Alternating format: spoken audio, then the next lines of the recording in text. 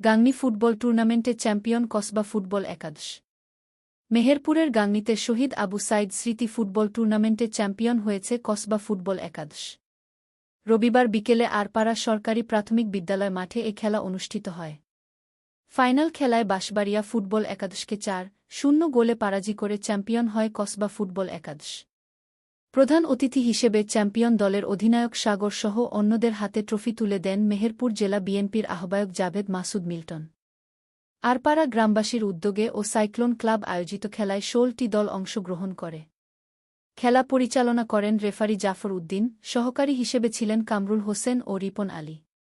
গাংনী উপজেলা বিএনপির যুগ্ম সাধারণ সম্পাদক আব্দুল ওহাব বুলবুলের সভাপতিত্বে পুরস্কার বিতরণ অনুষ্ঠানে উপস্থিত ছিলেন গাংনী উপজেলা বিএনপির সাংগঠনিক সম্পাদক ও ধানখোলা ইউপির সাবেক চেয়ারম্যান আখেরুজ্জামান, ধানখোলা ইউনিয়ন বিএনপির সভাপতি মুস্তাক আহমেদ, মেহেরপুর জেলা যুবদলের সাধারণ সম্পাদক কাউছার আলী, সাংগঠনিক সম্পাদক মুনশাদ আলী, ধানখোলা ইউনিয়ন পরিষদের প্যানেল চেয়ারম্যান ফিরোজ আহমেদ প্রমুখ।